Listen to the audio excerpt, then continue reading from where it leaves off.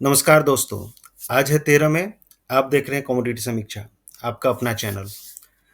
आज की इस वीडियो में हम चर्चा करने वाले हैं ग्वार के ऊपर, क्योंकि जिस हिसाब से ग्वार का मूवमेंट पिछले 2-3 सेशन से 2-3 दिनों में हमने ग्वार का मूवमेंट देखा है, काफ़ी ज़्यादा उथल-पुथल रही है।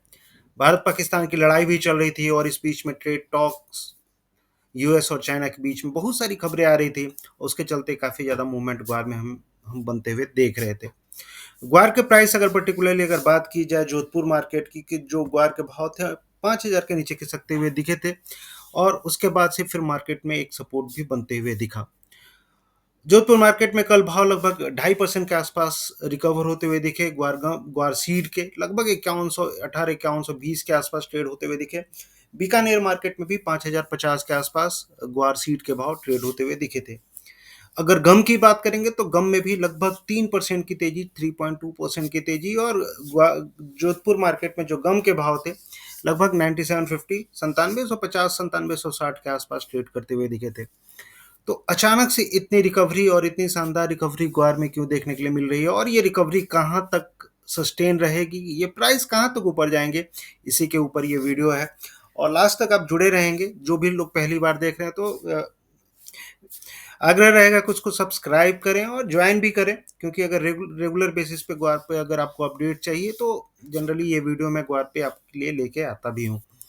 तो पहले तो डिस्कस करते हैं कि प्राइस अगर जो थी गिरावट, अगर देखा जाए लो जो बना था स्पेशली जोधपुर मार्केट का लगभग लगभग 4950 के आसपास, और गम का जो लो बना था वो 9300 के आसपास बनते हुए दिखा था। वहाँ से एक शानदार रिकवरी। लेकिन एक चीज़ क्या है कि अगर आप वायदा बाजार की बात करेंगे तो वायदा बाजार में जो मार्केट है, कल मैं देख रहा था, जो अभी नियर मंथ कॉन्ट्रैक्ट है, मई कॉन्ट्रैक्ट है, और मई कॉन्ट्रैक्ट एक्सपायर होने वाला है 2-4 दिनों में। और मई कॉन्ट्रैक्ट जो था वो 5200 के ऊपर ट्रेड करते हुए दिख रहा था। मई का जो वायदा बाजार था 5200 के ऊपर ट्रेड करते हुए दिख रहा था। लेकिन जून का जो वायदा बाजार है 5120 से 5130 के आसपास ट्रेड, यानी कि जो मई वाला था नियर मंथ कॉन्ट्रैक्ट जून कॉन्ट्रैक्ट से लगभग 100 रुपए प्रीमियम में ट्रेड कर रहा था। लेकिन उसके उलट अगर आप मई कॉन्ट्रैक्ट ग्वार गम की बात करेंगे वो 9550-9530 के आसपास ट्रेड कर रहा था। और कल जो वायदा बाजार था गम का वो 9700 कुछ। तो कहने का मतलब ये है कि सीड जो है वो नियर मंथ कॉन्ट्रैक्ट में प्रीमियम में है, गम जो है वो नियर मंथ कॉन्ट्रैक्ट में डिस्काउंट में है। लेकिन अगर आप स्पॉट से कंपेयर करेंगे, स्पॉट से गम हो चाहे सीड हो, दोनों ज़्यादा प्रीमियम में ट्रेड कर रहे थे। तो अब एक बार देख लेते हैं सिनेरियो कि मार्केट में अगर ऐसी स्थिति रहती है तो जनरली होता क्या है। तो जैसा कि मैंने आपको बताया कि गम का जो स्पॉट प्राइस है, स्पॉट प्राइस मतलब जो जोधपुर का प्राइस है 9758, और वायदा बाजार का प्राइस है वो लगभग लगभग अभी सेम आसपास चल रहा है। ऐसी स्थिति में होता क्या है कि जो वायदा बाजार है वो ऊपर जाने की कोशिश करता है और जाने की कोशिश भी करेगा। इसमें 2-3 रीज़न है। अगर आप टेक्निकल चार्ट से भी अगर समझने की कोशिश करेंगे, मैं वायदा बाजार का चार्ट आपको नहीं दिखा सकता हूँ क्योंकि मनाही है सेबी की, लेकिन जो स्पॉट मार्केट है जोधपुर मार्केट का वो मैं आपको दिखा रहा हूँ।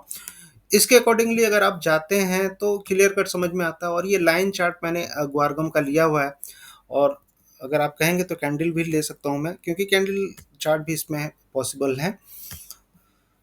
तो इसके अकॉर्डिंगली अगर आप जाते हैं तो आप देखते हैं कि जस्ट ए मिनट।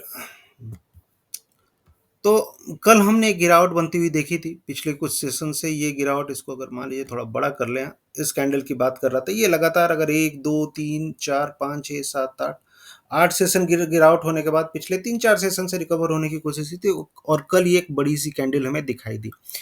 ऐसी स्थिति जनरली जब बनती है तो जनरली होता क्या है, स्थिति बनने का मतलब क्या, स्थिति बनने का मतलब कि ये जो ट्रेंड लाइन है, ट्रेंड लाइन मतलब एक लो, यहाँ पे एक दो लो, फिर ये लो, ये 3 लो को मिला के एक लाइन मैंने खींची जिसको आपने ट्रेंड लाइन बोला। ठीक है।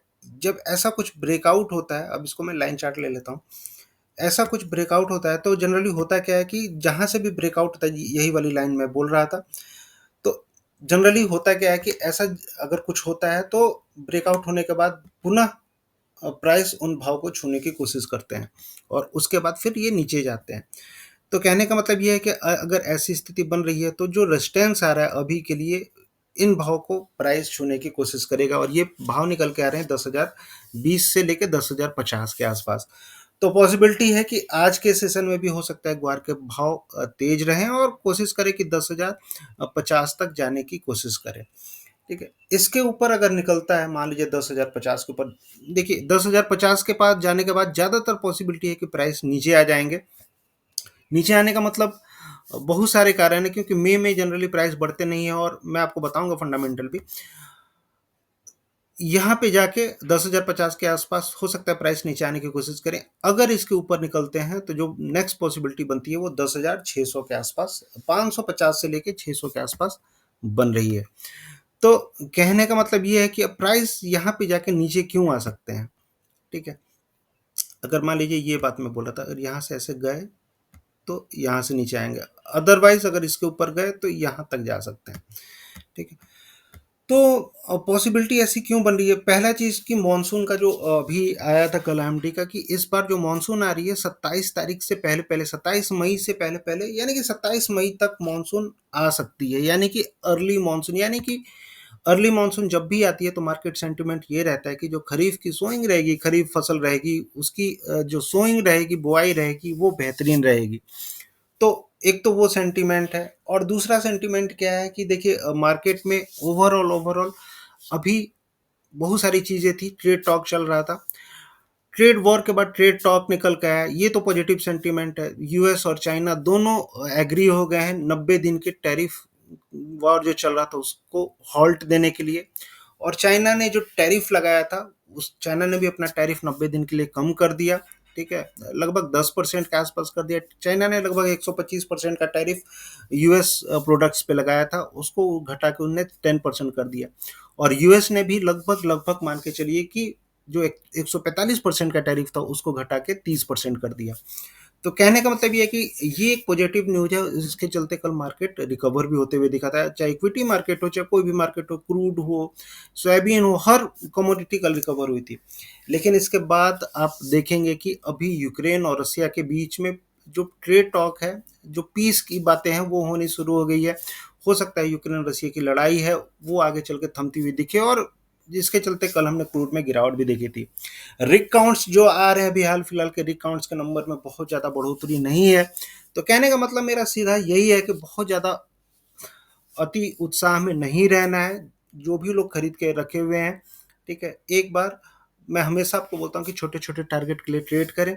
और जो लोग फंसे हुए हैं मान लीजिए, तो एक बार मौका आपको 10,000 के आसपास मिलेगा गम में, और उसके बाद ऊपर में 10,600, इन स्तरों पे आपको थोड़ा थोड़ा हल्का करके चलना चाहिए। जो फ्रेश खरीदारी करना चाहते हैं उनको ऑलरेडी मैंने बताया था 9300 के आसपास, डंके की चोट पे मैंने आपको बताया कि 9300 के आसपास खरीदारी करके चलिए, एक अच्छे लेवल गम के लिए रह सकते हैं। और मैंने अपने पिछले वीडियो में, जिन्हें नहीं देखा है जाके देखें, इससे पहले जो गम के ऊपर चाहे सीड के ऊपर जो मैंने वीडियो बनाया लगातार 2-3 वीडियो, उसमें मैंने आपको क्लियर कट बोला है कि आपको यहाँ से एक तेजी बनते हुए दिखेगी, क्योंकि मार्केट काफ़ी ज़्यादा ओवर सोल्ड में है। तो ऐसे सिचुएशन में जब भी मार्केट आता है ऊपर जाने की कोशिश करते हैं प्राइस, और ये मार्केट ओवर सोल्ड में था और यहाँ से प्राइस ऊपर जाने की कोशिश भी कर रहे हैं। तो गम में वही स्थिति, यहाँ से 10,050 इसके ऊपर निकलता है तो ये 10,600 के आसपास। सीड की अगर आप बात करेंगे तो सीड में भी लगभग लगभग वही सिनेरियो निकल के आ रहा है। सीड में पॉसिबिलिटी है कि आपको क्या 5183 और उसके ऊपर निकलता है तो 5300 तक की पॉसिबिलिटी आपको सीड में निकलते हुए मेरे हिसाब से आपको दिख रही है। लेकिन अभी के लिए जो सीड में पॉसिबिलिटी आप रखें लगभग 5200 के आसपास रखें। उसके बाद हो सकता है मार्केट थोड़ा सा करेक्शन करने की कोशिश करे। अगर 5200 के ऊपर निकलता है तो 5300 जाना चाहिए। ठीक है, तो 5200 से लेकर 5300 के आसपास सीड में दबाव आ जाएगा। उन स्तरों तक आपको खरीदारी के मौके बनते हुए दिख रहे हैं। अब एक चीज़ और मैं आपको समझाता हूँ। अगर आप देखेंगे एनसीडीएक्स का ऑप्शन चेन देखेंगे, जहाँ पे सबसे ज़्यादा बायर और सेलर बैठे हुए हैं, तो वो लेवल अगर आप देखते हैं तो जो सबसे ज़्यादा जो सेलर बैठे हुए हैं वो किन स्तरों पे बैठे हैं और सबसे ज़्यादा बायर किस स्तरों पे बैठे हैं। इस साइड में है ये सेलर का, और इस साइड में है बायर का। लेवल्स आपको यहाँ पे दिख रहे हैं प्राइस, और ये रहा यहाँ पे, ये रहता है ये सबसे साइड वाला ओपन इंटरेस्ट। आप ऊपर भी देख सकते हैं। ये चीज़ें मैं जनरली जो भी लोग मुझे फॉलो करते हैं, देखते हैं, उनको मैं सिखाने की कोशिश करता हूँ कि दूसरे पे डिपेंडेंट ना रहें, खुद भी सीखें, खुद भी जानें। ठीक है, यहाँ पे call writer, put seller, option में ये टर्म्स होते हैं कॉल राइटर और पुट सेलर। नॉर्मल तभी तरीके से इस समझिए कि कॉल राइटर्स मतलब सेलर्स। तो कहने का मतलब है कि जो शॉर्ट पोजीशन सबसे ज़्यादा ओआई जो बनी हुई है ओपन इंटरेस्ट, वो बना हुआ है आपको कहाँ पे, वो बना हुआ है 5300 के आसपास। ये मैं आपको दिखा रहा हूँ, ये रहा 5100 के आसपास, लगभग 5265 टन, उसके ऊपर 755, 5300 पे 3285 टन के आसपास सेलिंग पोजीशन बना हुआ है 5300 पे। ठीक है, यानी कि कहने का मतलब ये है 5100 के ऊपर अगर मार्केट जाता है तो ज़्यादातर पॉसिबिलिटी है कि 5300 के ऊपर मार्केट, 5300 तक मार्केट जाए, और अभी 5100 के आसपास ही चल रहा है, यानी कि अभी यहाँ से 100-150 रुपए की तेजी पॉसिबल ग्वार सीड में आपको बनती हुई दिख रही है। बायर सबसे ज़्यादा कहाँ बैठे हुए हैं, अगर बाइंग के हिसाब से देखेंगे तो सबसे ज़्यादा जो पोजीशन है 4900 पे 2700 था, 4800 पे 2755, और उसके नीचे 3840 टन।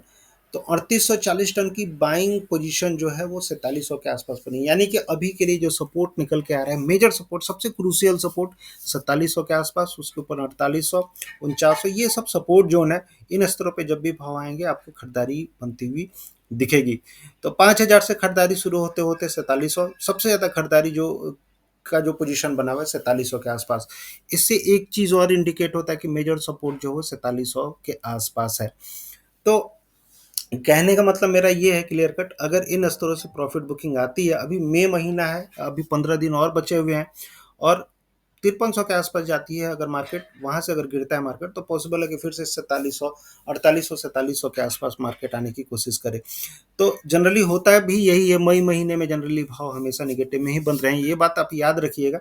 और होता क्या है कि ग्वार में एक चीज़ मैंने गौर की है, जब भी मार्केट ऊपर जाता है लोग बहुत बड़ी बड़ी बातें करने लगते हैं। तो काफ़ी बड़ी बड़ी बातें न करें, अपने हिसाब से ट्रेड करें, ठीक है, मार्केट मार्केट को समझें, और अगर फंसे हुए हैं तो अगर मौका मिल रहा है तो निकलने की कोशिश करें, और बहुत ज़्यादा लंबा लेके नहीं चलना है, जो भी प्रॉफिट मिलता है लेके निकले, और उस हिसाब से ट्रेड करेंगे तो ज़्यादा ये रहेगा। आपको सबसे ज़्यादा जो मौके मिलने वाले हैं ग्वार में, वो आपको जुलाई महीने में मिलेंगे। ठीक है, जुलाई महीने में कहने का मतलब ये है कि अगर मार्केट 5300 के आसपास प्रॉफिट बुक करके नीचे आता है, और फिर से मान लीजिए 4800 के लेवल मिले, चाहे 4900 के, जो भी लेवल आपको मिलता है, वहां से आपको दोबारा खरीदारी के मौके जो मिलेंगे, वो एक लंबी तेजी की तरफ आपको लेके जाएंगे।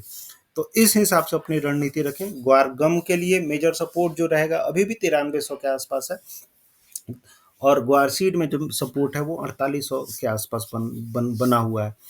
तो इस हिसाब से ट्रेड करें। मिलते हैं फिर नेक्स्ट वीडियो में। कैसा लगा आपको ये वीडियो आप ज़रूर बताएंगे, ठीक है। और ऐसे ही वीडियो आप लाइक करें और जुड़े रहें, सब्सक्राइब करें, ज्वाइन करें। अगर प्रीमियम चीज़ें चाहिए आपको, रेगुलर बेसिस पे अगर चाहिए, तो आप ज्वाइन भी कर सकते हैं। ज्वाइन करेंगे तो जो भी, अगर मैं वीडियो बनाऊंगा तो जो भी ज्वाइनिंग, जिनने भी ज्वाइन किया हुआ है, जो भी मेंबर हैं, उन्हीं को दिखाई देंगे। तो एक फ़ायदा आपके लिए ये हो सकता है। तो मिलते हैं फिर नेक्स्ट वीडियो में, तब तक के लिए थैंक यू। जय हिंद।